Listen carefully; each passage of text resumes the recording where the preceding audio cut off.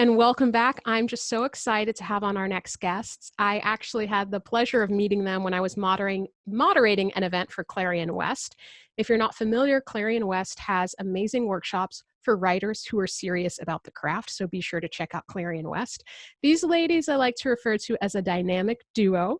We've got Kristie Reddick and Jessica Honaker here, also referred to as the Bug Chicks. Check them out on their website at www.thebugchicks.com and across social media. So please give a warm welcome to the Bug Chicks. Hi. Hey, guys. Hey. Thank you so much for joining today. I'm so excited to get the chance to chat with you again and introduce you to new people. Excellent. We're also excited. Yeah, we appreciate that. Of course. I have my master plan for like everybody in the world getting to know you, because I was very intrigued by what I learned and also moved by what I learned, because I, maybe like a lot of people you encounter, I would assume, like I have some of my favorite bugs and some of my least favorite bugs. And I do believe all life is important, but there was this, let me not get too far ahead of myself. Just hearing about your stories of how you got interested and involved and then why you do it and why it matters, I think is huge and an important story to share with the world. It's also important for acting technique, you guys. You can get some of the goods from here. But yes, if you'd please let us know a bit of how and why you got started. Sure, absolutely. Right. It's a bit of a winding road. Bit of a deal. As all good stories. So when I went into college, I was gonna focus on physical therapy. That was sort of the track that I wanted to take. And then one of the classes that I took was with a professor named Dr. Joy, aptly named. And it was an invertebrate zoology class. And I took it because I had to. It was an upper level class. I had to squeeze it in before my next semester. And it turned out to be one of the most amazing classes I ever had, not just because of the content, but because of the professor. He was super enthusiastic and he was funny, but he was really dry. And he was like, yeah, put your hand in here. It's only got this in it. And you're like, okay, and so I enjoyed his class so much that I took everything else that he taught, and I changed my major over to sort of more invertebrate focused. The college that I went to didn't have an entomology program, but it was part of the overarching biology program. So I was able to pretty easily swap over into his lab. And then I dissected mosquito larvae for 3 years. What was that like? And, it was some neck strain and some eye strain, but also it was kind of meditative because I was looking for parasites and midguts. And so it was just you would just sit and work and piece apart things to look for something. And it was my Zen space. God, it sounds like heaven right now. Right? I'm dissection. Yeah, totally. Gregarine parasites, baby. Totally. Yeah. But yeah, after that, I went to Texas A&M for grad school and focused on integrated pest management with aphids. And I met Kristie there in an insect photography class that neither of our professors wanted us to take because it was a waste of time. Yeah, in quotes. Quote, a waste of time. Really? Oh yeah. We had to fight tooth and nail for a lot of the things we wanted to do. So my situation is similar in some ways and different in others. We also did not have an entomology department at my undergrad, but that's because I went to University of the Arts and I have a BFA in theater. So it was a conservatory school. We didn't have science, we didn't have math until the last year when they were like, oh, you should probably get maybe an education in something else besides movement and speech. And they made us take one science class, and the book was literally called What is Life? And so it was not a real science class. And so I grew up on stage. I grew up as a dancer and an actor and loved it, always loved animals, but my my parents were always very, they were supportive in some ways. Like I would get all the books and all of the things to read the animals. And every time I went to the library, I would check out books about animals. And I had that National Geographic little green box from the 80s like with the all deck the of cards. cards, right? I had those. And so I was very passionate about it from a young age. Whales was something that I was very, very into. The blue whale was my favorite animal forever. And then I would go to bed at night from the age of 5 on, dreaming of studying animals in Africa. I was sort of enamored with Africa because at this time you were watching sort of PBS Nature, and you were, all the Mutual of Omaha shows. Just all of these incredible documentaries that really made you feel like, oh, I need to go, I need to see these animals. And I wanted to study them. I wanted to live alone in a tent and study animals in Africa. But I also had this extracurricular activity that took up a great deal of my time. I'm talking like 40 hours a week. I was dancing, and that shifted into theater in my high school years. When I was in 8th grade, something huge happened to me. And, Jess talked about her professor, Dr. Joy, who really lit the spark in her. And what happened to me is sort of twofold. And I sort of described this the other night when we met you as a tale of 2 teachers, right? Yes. So my 8th grade science teacher, you had to test into marine biology in your freshman year, 9th grade. And I wasn't doing very well in science, even though I loved the animals, but I wasn't doing very well in the sort of academics of science. And she said, you have no aptitude for science. You should really focus on what you're good at. Oh, I'm reacting the same way as last time. I know. Totally aghast. Like just, I know. Oh. And I think if I'm going to be magnanimous here, I think she was trying to give me support for, but you're so good at being on stage and you obviously love it so much, focus on that. I think she was trying to let me down easy, but what happened was she crushed me. And she basically put a roadblock down an avenue that my life could have gone on. But I didn't realize at the time, I was in 8th grade, I didn't realize that no one gets to put a roadblock in except for me. That's my road. I have the cones. I have the little seesaw things, the horse, the whatever. Right. Like I get to put up roadblocks, or I just don't have to roadblock at all. I get to make choices, right? But I felt that it was a roadblock. And so I sort of stopped doing that. And I went hard into theater and dance, and especially theater, and went through my entire 4 years and graduated with a BFA in acting, and truly loved it, but did feel my junior and senior year of college like something's wrong, something's missing. And also was because I wasn't 100% in my heart into it. And I think this will make sense because you're in acting and you're in comedy. And I haven't really ever spoken about this, but I became hyper competitive in the theater space because I wasn't leading from my heart. Oh, wow. Does that make sense? Yeah. And as anyone knows who sort of professionally auditions to be someone for your life, if you are coming from a bad heart space or a bad head space, it can be really toxic. I became toxic. My competitiveness became toxic. And I just kind of woke up in my senior year at some point, and I was getting leading roles and I was doing really well. And I just thought, I feel like this isn't me, like this isn't what I want. And then I had a disastrous meeting with a megastar on a movie set where I got to do a scene with Bruce Willis at 21 years old. Wow. In an M. Night Shyamalan movie. They thought I was funny in a screen test, and they put me in, and I didn't know it was supposed to be Bruce Willis, and it was like I just was not prepared. And had a disastrous filming experience with him where I thought, is this what it's like to be in movies? Because I don't like this. Like, this is what I thought it was going to be, right? And during this time, this is so amazing what happened. during this time, we shot a really good take, like one of the only takes that I did like semi-okay on. I was a nightmare, let's be honest. I was really bad. And a bug landed on Bruce Willis's face. And at the end of the shot, and I'm like really close to him in this shot, I said, dude, there's a bug on your face.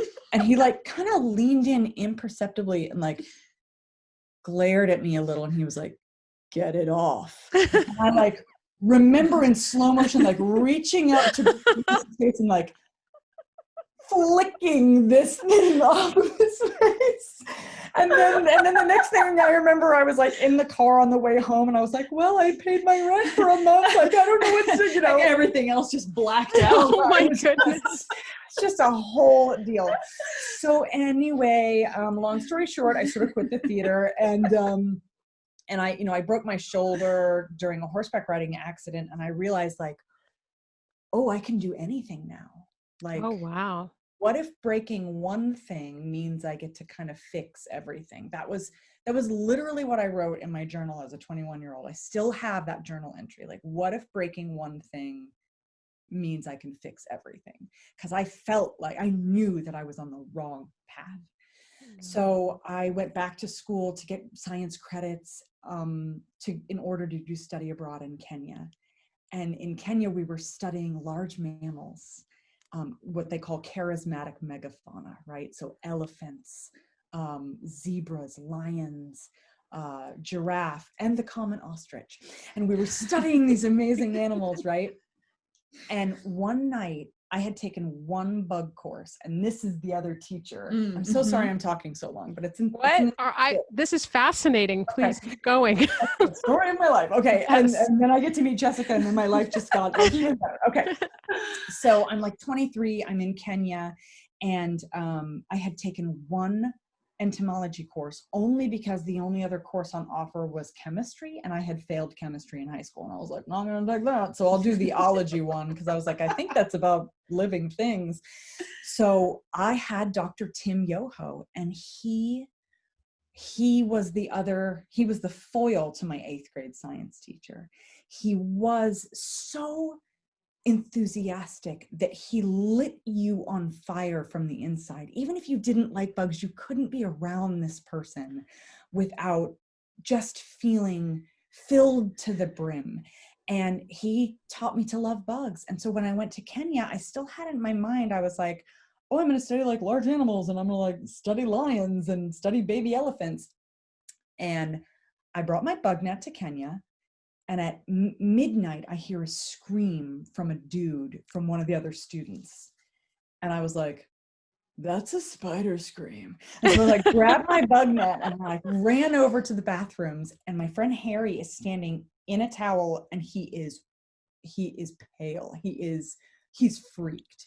And he's like, there's a thing in there. I don't know what it is. It moves really fast. So I go, and I'm like, I got it. Don't worry. One semester of entomology. I'm on it, bro. And so I go into the bathroom and I see this thing, and it's this big, and it is sort of dried blood red. And I do a quick count of the legs, and it looks like it has 10 legs. And we'll add a link for you to show you what this animal was. And I think I've discovered a new kind of arthropod, right? Because I'm like, what has 10 legs? I discovered it. Reddicki. I'm like trying to like shove my name into it, but like make it Latin. And I go to catch it, and this thing runs up the side of the bathroom wall, and it opens its chelicerae, which are the big jaws. They look like lobster claws that come off the front of the face. Opens its jaws like this, and it raises its front half of the body, and it like screams at me by stridulating, by rubbing its jaws together and like hissing, screaming. And that was it for me. Love at first sight exists. It is a real thing. I felt it immediately. And I was like, I'm going to learn everything I can about this thing. And I'm going to be back here, and I'm going to study it for my master's degree. And so I went to Texas A&M and found the one dude in America who has studied them in Africa, and followed him to Texas A&M, met Jessica in that insect photography class. And about halfway through the semester, I was like, I need someone to film my work in Kenya because I want to film the bugs that I'm doing. I also want to be on camera as sort of a video host because there were no women doing that at that time. Yeah. And also I was teaching a bunch in the schools in Kenya. And I was like, will you come to Kenya with me? I'll pay for you on my student loans. I thought it was great. Yeah. Yeah, you know. It turned out to be a great deal for both of us. I will pay student loans until I expire, but that's okay. It's a check that I don't mind writing. I mean, there's still hope. Maybe there'll be other legislation. But yes, there's still hope. And there's also GoFundMe. So you never know. Just keep the hope alive. Right. So yeah, we went and I bought a truck on a credit card, which I don't recommend. And then she and I drove around the country of Kenya for 6 months, and we camped in Kenya with my research partner, Joseph Mugambi from the National Museums of Kenya, who's a brilliant scientist in his own right. And we collected candle spiders. It was insane. Wow. And that's how we became the bug chicks. Yeah. That's so amazing. Yeah, because at the end of that time, with the 2-person tent and being around each other all the time and not showering sometimes for 3 weeks at a go, like you're either best friends or you're mortal enemies. Yes. So, and we went the best friend route because survival was important. Yeah, I mean, we survived all sorts of stuff like hyena attacks in our camp and elephants pushing down trees literally 20 feet from our tent. We slept through that. But yeah, we just had an amazing time in Kenya. This is incredible. I know I'm interrupting because I have 2 questions, but the first one is about the photography, but the other one I'm going to ask before I forget is, have you written a book with short stories of your life, or I know you said you're not acting anymore, but would you be in a movie about your life? Starring as herself. I mean, I think she probably would. Right? I mean, okay, so I'll answer the first one. I'm actually writing a book right now. It's slightly stories. It's stories about how I fell in love with bugs, like the different moments that it took to kind of change my mental attitude from fear to fascination, because I used to be afraid of bugs. And so it's some of those stories, but it's going to end right when I meet Jessica, so that then the second book can be our stories from the me field. and Jess together. So good. But the first book is also going to blend. It's kind of a blend of like little memoir, little bit self-help for teenagers, 13 to 18 years old, 13 to maybe 22. And I don't know. I mean, like aimed at that group, but like I would read it. Sure. Right. Yeah.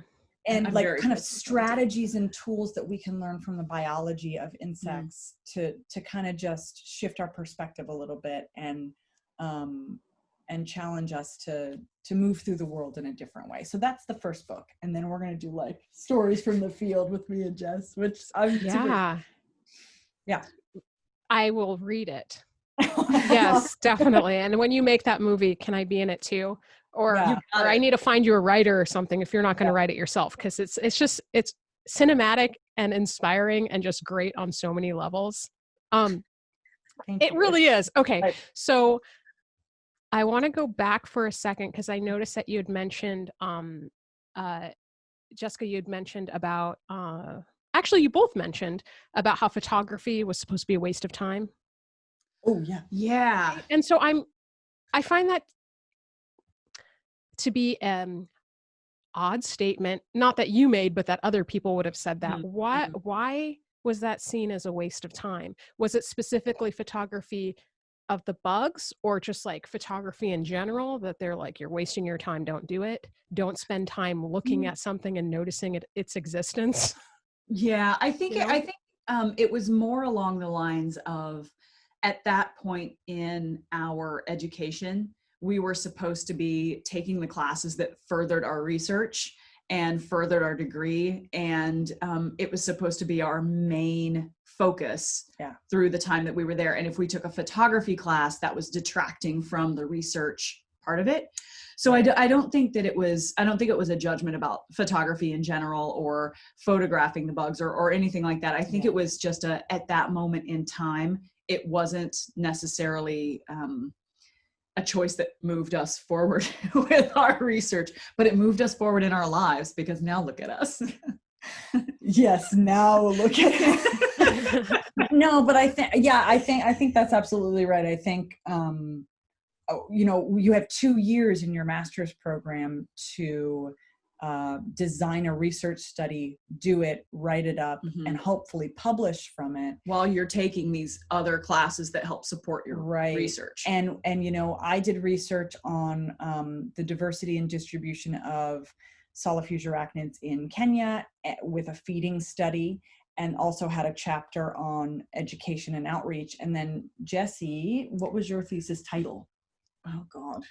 My thesis title was the effects of honeydew production of black margined aphid on pecan agro ecosystems. There were a lot of things that I didn't understand, but I did understand 2 delicious words in there for me. It's basically how a specific kind of bug's pee affects nut production economically in the United States. She's a peologist. So honeydew is one of the words you saw in there that you heard. Well, honeydew is aphid pea. Mm-hmm. Yeah, because it's mostly sugar. So, and aphids are a huge pest insect of pecans. And so that honeydew can be beneficial in small amounts, and it can be detrimental in large amounts, because it's basically a reflection of how much sap is being pulled from the tree. Mm-hmm. And if the sap is being depleted, then nutrients aren't coming up for them to have the energy to make nuts that farmers can then harvest and sell. So my research was basically figuring out, like, what is the threshold? How many aphids can you have on a tree, and how much honeydew can they produce, and how much sap can the trees lose without it damaging a farmer's income? Wow. Will you toot your own horn about your research, please? If not, I will. It feels weird. Farmers stopped spraying pesticide to the extent that they were before, because they understood the biology of how these animals worked a little bit better. Based on her study. Okay. He was instrumental in changing the Pecan Association of Texas's spraying mandates. I'm sorry, girl. I'm just going to have to toot. Because you downplay all the time, and I just adore you, and your research was awesome. That is awesome. And thank you for tooting. That's really the only time I'm going to say this all the time. Thank you for tooting. But I understand, because I have a tendency to be more modest than is sometimes helpful for getting people to understand what I'm saying, just in my, everyday whatever. But in this instance, yes, please toot away, because for those of us who don't understand the words you're using as much without those degrees that we do not have in your field, it helps us understand why it's so important in a way that we care about. Like, when you're telling me the facts, I'm like, that's super smart, that's so impressive, and then hearing the real life implications are like, oh, I can relate to that. Yeah. But this actually, I'm just reminded of something that Mary Lou Belly said. I got to interview her. She's like a Emmy award-winning director. And she was talking about the importance of story and sharing our stories, because as we list our resumes, like, our accomplishments are very important, of course, but it's that story element. I think it's the personalized element that gets us invested and gets us to relate. And so this is my long-winded way of saying, please toot your own horn more often, because we need it. And I'm so excited to know that you did that. So cool. Yeah. Well, have you talked about how your studies reflect desertification and climate impacts? I haven't done those studies yet, but so no. But I did get to name and describe the first male of a genus of camel spider, which is pretty cool. That is amazing.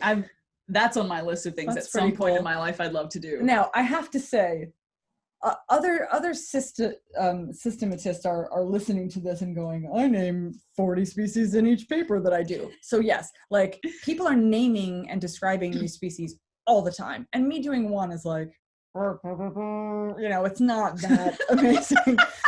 However, I will say this, and I'm going to say this, and especially with the current climate, politically, I'll tie it together.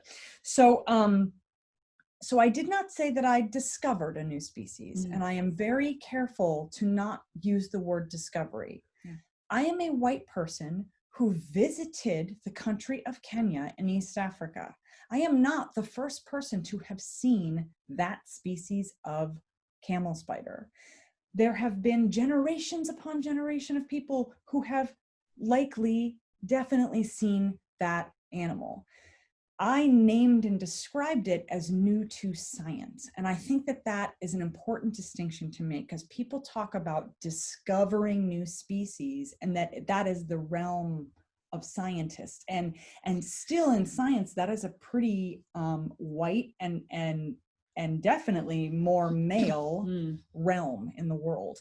And so, I got to name and describe a new species, and I named it after, kind of controversially, I'm finding, I named it after my research partner, Joseph Mugambi, who was a Kenyan scientist.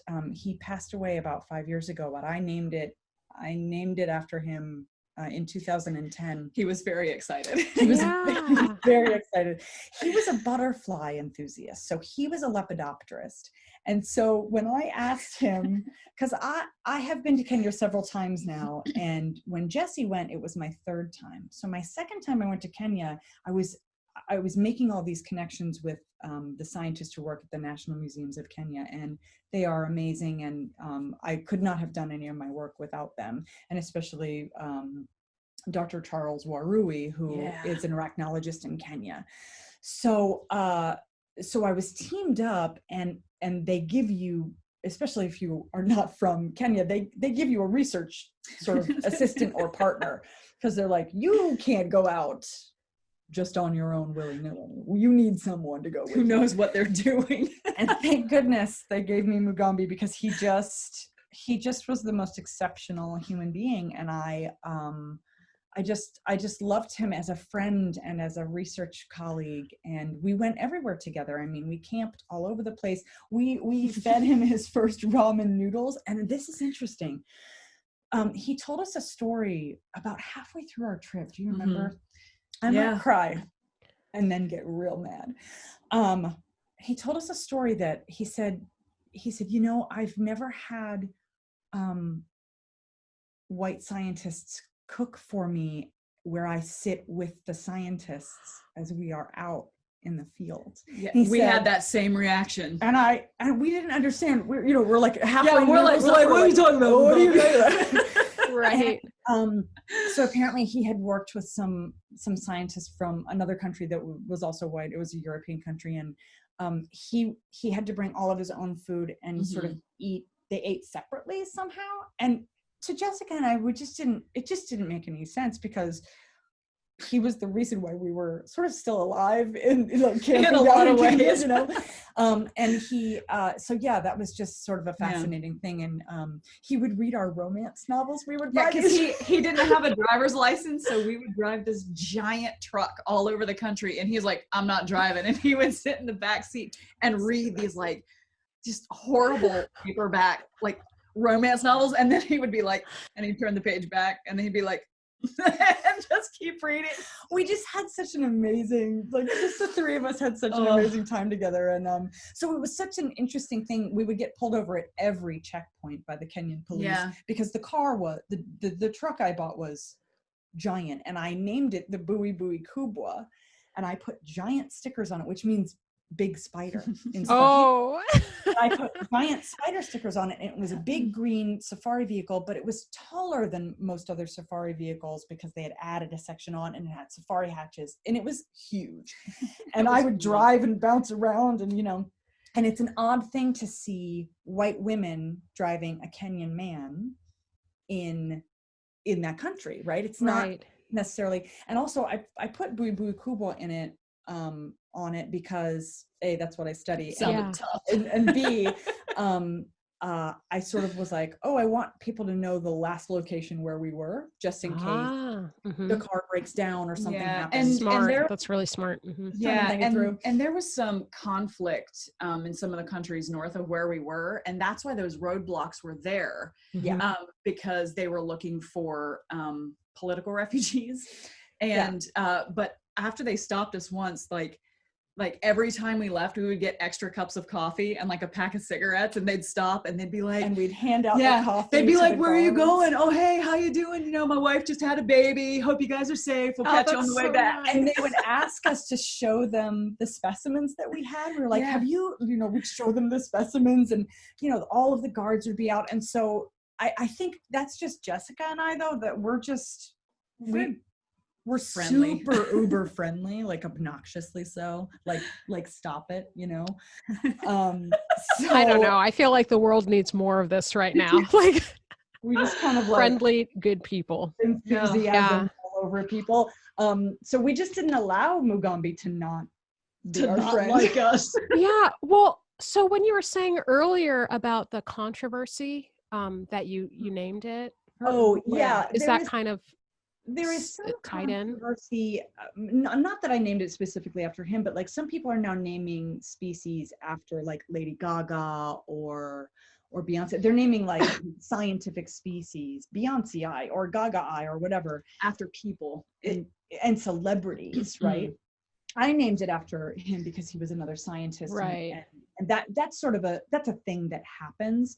But right now there is this sort of interest in science of just naming the species after something that could help to identify it. Yeah, I see. You know what I mean? So I think my naming is probably not, it's not in the same echelon as if I named it after like Cardi B or right, you know, something. Because, but also I understand why scientists name things after sort of pop stars and well-known figures, because that's what gets into the news, and then people gets trending. New, you know what I mean? So I see both sides of that. Yeah, I mean, it's a nice trick to get people interested in things they may not necessarily either have access to or be interested in. Because these species are named, and these descriptions are named in scientific journals that only other scientists really read. Yeah. That could be, you just got me thinking about a concert starring Beyonce and Lady Gaga, but they're just like the other species. Just got like a full stadium of people. Love it. People buy like $200 tickets. And like, ta-da! Thank you for coming. This sea slug is going to serenade you. Well, that sounds pretty nice. Do you guys catch that? A sea slug serenade. That's like a good tongue twister too, right there. Nice. Yeah. Okay, so I want to backpedal for a second. I like with saying, why did they think that was a waste of time taking photos? You know, I am inserting a little bit of my personal agenda on there. My obvious personal agenda with this podcast, right? Of how the arts and what we study, it can help us and help better our lives in whatever we're doing. And I've definitely found that, you know, if I'm just staying within my theater training, just comedians, just other artists, blah, blah, blah, this sort of tunnel vision isn't necessarily helpful for the wider expanse of what could be possible. Let's say if I take a math class, but, you know, like I've often thought of Medea. Well, lately, I should say, this was late. I'm going on a tangent, but no, Medea, for those of you who are listening who may not know who Medea is, character in Greek tragedy, and she's like a warrior sorceress who gets badly jilted by her kind of husband, but they're not technically married. Anyway, murder ensues, and she ends by killing her children to get back at him, right? And so it's a very dramatic play, but this character fascinates me for so many reasons. And it wasn't until this last year studying her again, I started to see her as a mathematician, because I'm always looking for other ways for these characters to make sense. And I'm tying that into the fear of fascination. Yes. I promise it loops in of certain characters where like I can judge them, but if I'm playing them, don't judge them, learn about them, understand them. I'm not going to make the same choices as her, but seeing her as a murderer, that's not fun for me to play. Seeing her as a mathematician who sees like, you did this to me, now I need to make it even. The only way to make it even is taking away what you care about that's your children. Right. Anyway, but right. so I'm just always different fascinated silent by when we motivation. go outside of whatever our like narrow field is, how that can Mhm. actually feed into what we're doing and grow it. Absolutely. Yeah. Absolutely. Adds nuance And for I sure. also think we're human beings, and there's many different facets to whoever we are. So just because we have our advanced degrees in science doesn't mean that that's the only thing we are. Right. Just because you identify as a comedian doesn't mean that that is the only thing that you are or are capable of doing. And we tell this to students all the time. If there are things that you love, that you are interested in, and you're trying to decide what you're going to do, you don't necessarily have to pick one or the other. You can blend things together, and it enriches both facets of what you're doing. Yes. I lost the joy of acting, but I love making silly bug videos with Jess. Where, am I doing Medea? No. Am I doing something that brings me joy where I get to use my acting skills? Yes. So, and like Jessica draws. You know, I was going to make a comment about how I had no acting skills or joy of acting. But now I get to pretend like I am, you know, Sir Ian McKellen. Oh, yes. In these things that I'm like, you know? Just kidding. I'm actually really terrible when I pretend to act. I don't know. I need to see the Sir Ian video immediately. And also, since we did bring up Medea and animal work, character work, all of that, and the bugs having personalities, if you were going to pick one or two bugs that you would say is Medea, does that make sense? Parasitoid wasp. Oh, you knew what I meant right away. Wait, like burying beetles? Yeah, but she buries them to save them. Oh, yeah, that's true. I mean, I think about scorpions, because the female scorpions carry the young on their back, the scorplings. Also, they're called scorplings, and you can't hate that. Scorplings, that is adorable. Yeah.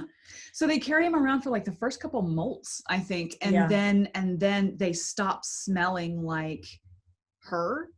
Like their chemistry changes. Oh, wow. They need to disperse. Yeah. And then scorpions, for the most part, there are a couple species that are communal, but scorpions for the most part are solitary, and that predator instinct kicks in. So if they don't disperse and get away from her fast enough, by the time that smell changes, she'll eat them. Oh my goodness. See, okay, I need another chance to play Medea, because I would definitely incorporate that into my character. Yes. I could do a version where she's a scorpion, and then that'd be cool. The kids, that's the shift. It's they stop smelling like her and they start smelling like him. Better yet, they don't smell like him. They smell like the woman he left her for. Ooh, okay. Yeah. I literally have chills. I know, right now. I can't even handle it. Also, I was because of my dance background in theater, I was super into bringing in elements of animals. And I used to do this all the time. Like, if this person were an animal, who would she be? And I'm not talking about like, if she were a cat, like don't prowl when you walk like an idiot. but there is something about just caring, and like some people talk, we're going to get super dorky here. Some people talk about like where you lead from when you walk, or cerebral characters have a tendency to be sort of head forward. It's true. Yeah. Oh God. Or Gryffindors, or chest out. Chest out. Yeah. Like, so there's this.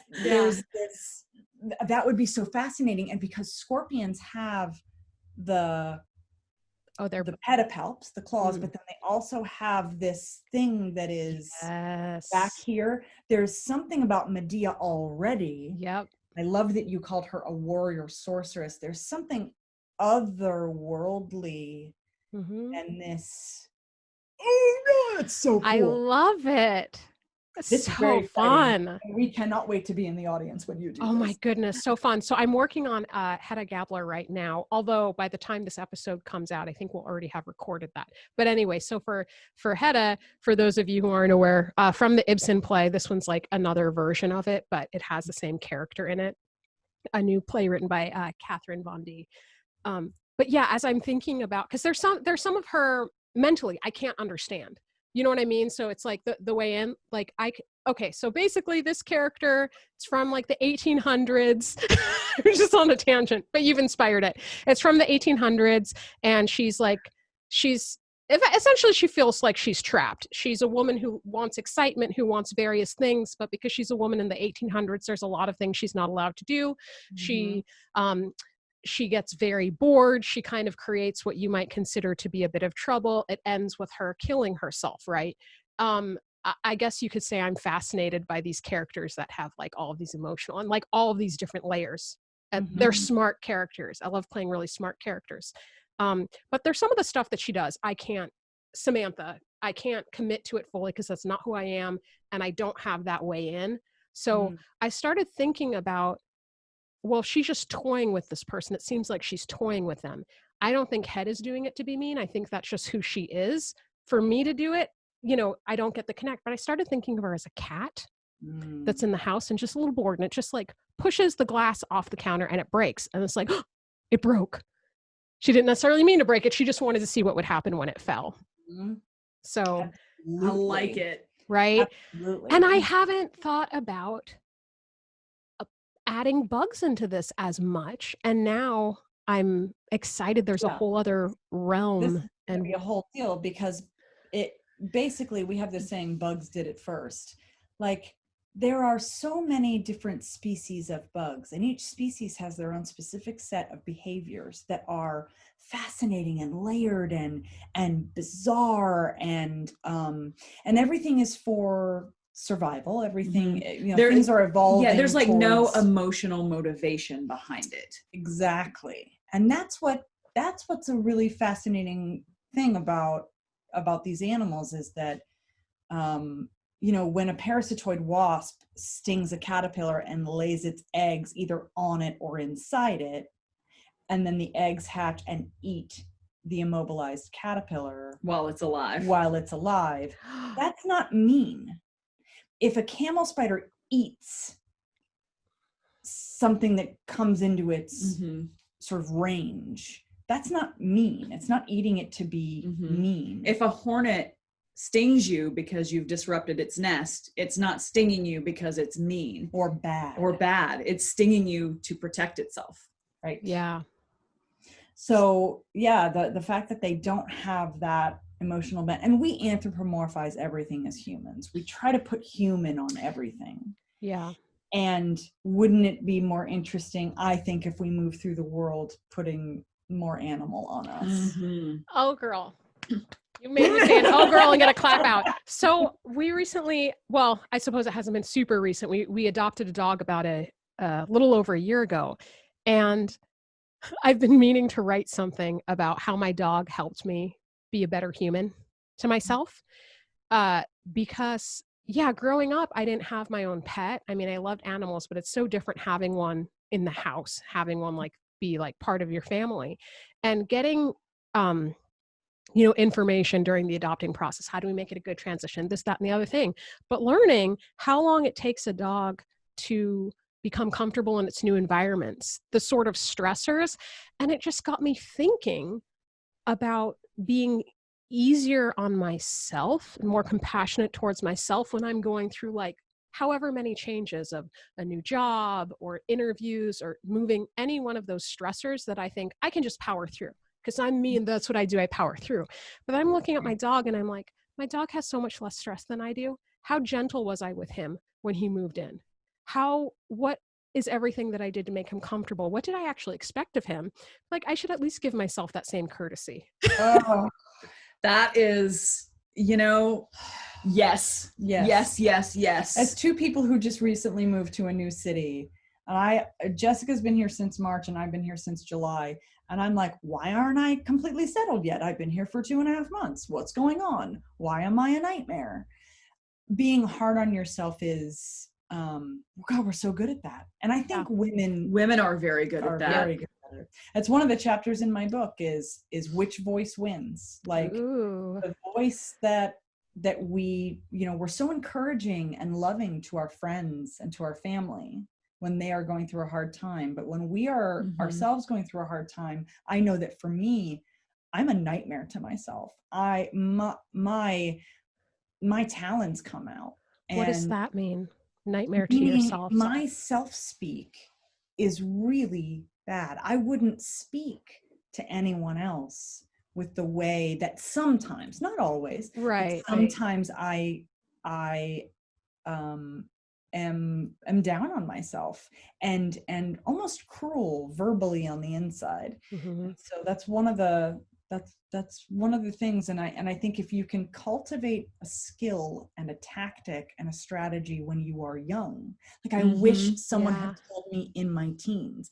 Would I have listened? I don't know, but we have a teen mentee right now, and that girl listens to everything I say, and she brings it back up months later when I thought she wasn't listening to me.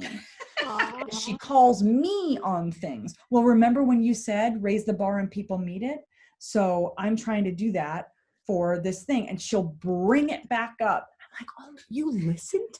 I think part of that is also being okay with emotions that we don't necessarily show in our public selves.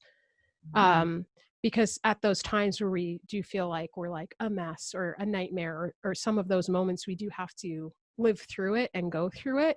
And it doesn't mean we're going to show up at our job interview like that or go to the grocery store like, I need that milk. We're not going to, but we need to allow ourselves the grace that, you know what, if we're at home alone and we have a moment of like, don't alarm anybody, but let it out so that it can pass through you. And I think that as a society, we don't really embrace that much. So it can be hard to know what to do when we're in those moments where we need to let it pass through us. Yeah.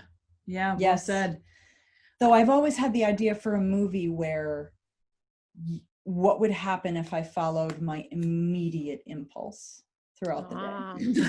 Like what would happen if my immediate first base impulse, and sometimes my impulse is like you were just saying, like screaming at the grocery store, like giving the milk. Like sometimes, you have to go shopping and you have a migraine. Like I suffer from migraines and I still have to do things, and just thinking like, what if I walked into the grocery store and I just made an announcement and I was like, I have a migraine. I'm on medicine right now. Don't talk to me. Don't turn the lights out. Turn the lights down. Just what would, I mean, our world would devolve into chaos, obviously, because everyone has their own impulses. Right. Impulses would clash and it would be horrible. And, but also good impulses as well. Yeah. I think that I check. Yeah. Yeah. Yeah. I think it's really interesting, this sort of societal framework that we have for our emotions. For women, if we are too emotive, then we're psycho. And if we're not emotive enough, we're, stone-faced. And for men, if men are emotive, then they're not quote unquote man enough. And if they're not emotive at all, then they're like, I don't know. It's just there's a lot of limits, upper and lower limits. Yeah, it's just a really kind of a crappy framework, like that people can't express themselves in ways that are healthy. And it makes because of judgment from other people. Yeah. And especially for women, I think it makes you feel too much and not enough all at the same time. That's a huge one. Too much or not enough. And here was a statement I found. I don't know why, because I always thought I said this to myself, but just, sometimes hearing somebody say something out loud and you're like, oh, the statement, I am allowed to take up space. Yes, you are allowed a seat at the table. Yes, taking up space. That tattooed on, yes, man. Absolutely. Right? Absolutely. And it doesn't say anything about how you take up the space. It's just you're allowed to. Yes. Yeah, and you get to choose however you show up in that space. Yep. you get to choose, like I'm trying to choose positivity and support and also listening when I show up into a space. Yeah, but sometimes you fail, and that's okay. Right. Yeah.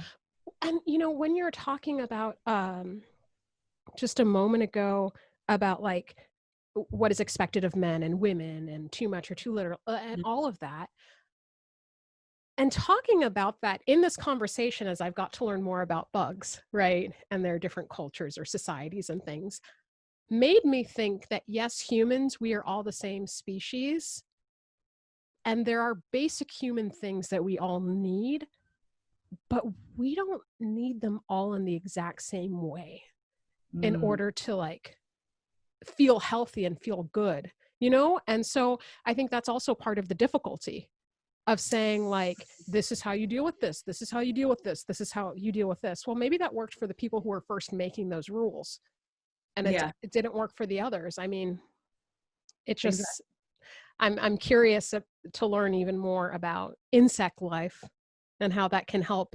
Oh, actually, yeah, because you have a new curriculum called Different, and it delves into social emotional concepts through the science of etymology.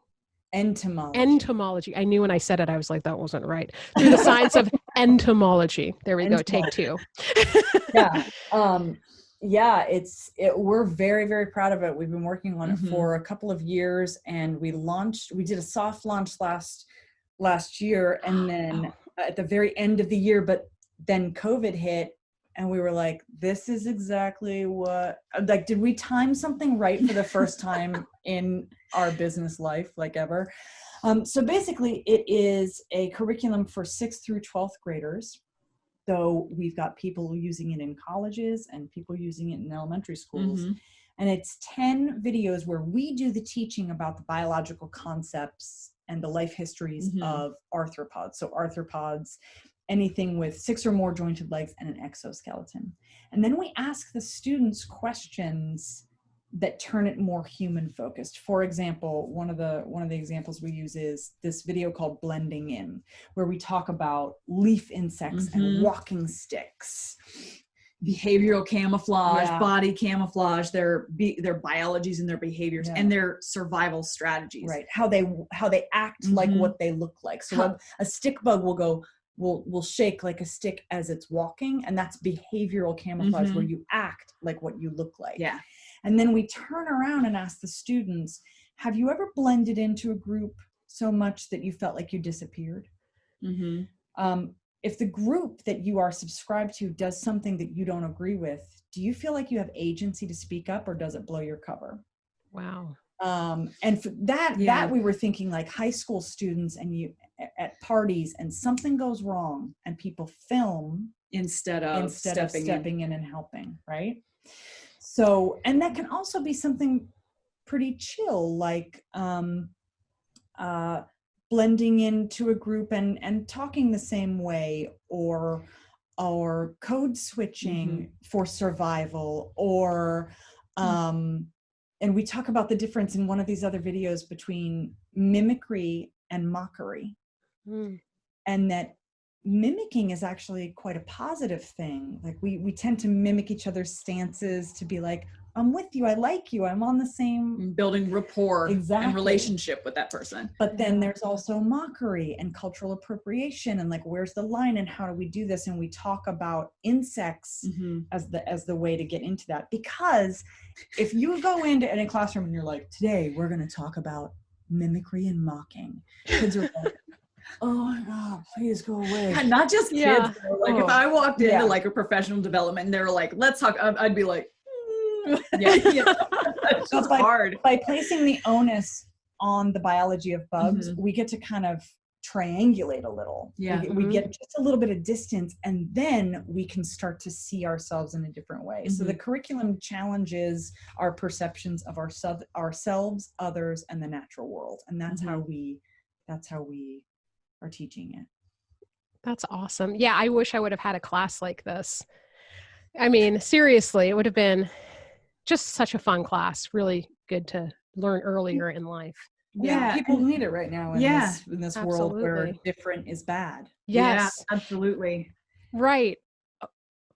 Well, I was going to say, and in the natural world too, like, you know, it's sort of this sort of like broad scope program where, you know, you learn about biology, so you get some science, and then you're able to have that segue to talk about people and relationships with you and people who are different from you, but also sort of on an environmental scale too, learning that these animals that are maligned in a lot of ways, especially in Western cultures, that, you know, you don't have to empty a can of Raid on a bug if it's crawling across your floor. You don't have to smash something, because a lot of people either they don't remember or they don't know that, like, insects and other arthropods are animals. Yeah. Like, would you go out and do that to a bird that you found on your sidewalk? Probably not. So why would you say that you respect animals but not all animals? Right. You know, so it's just that sort of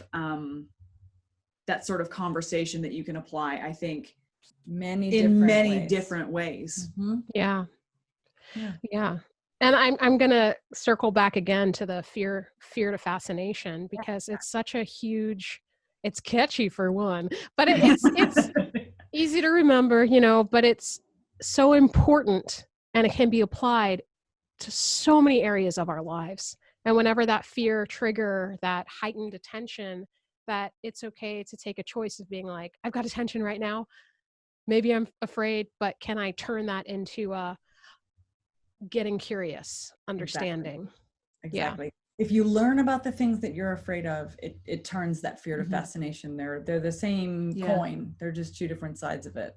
Yeah. And people are afraid of what they don't understand. So learn about it and build that understanding, and things get less scary. Or they have misconceptions. They think they which I think is almost more dangerous. Like ignorance of something, true ignorance where you just don't know. You just don't know. Is one thing. But believing that what you think or what you know is true when it is not, that I think is the more dangerous thing. We're seeing that.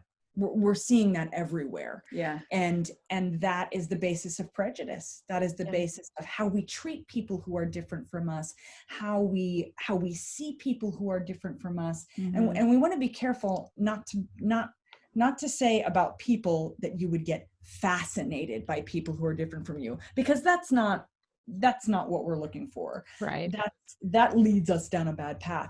But it is about being open-minded and empathetic, and being respectful and accepting. Respectful and tolerant and accepting. Yeah.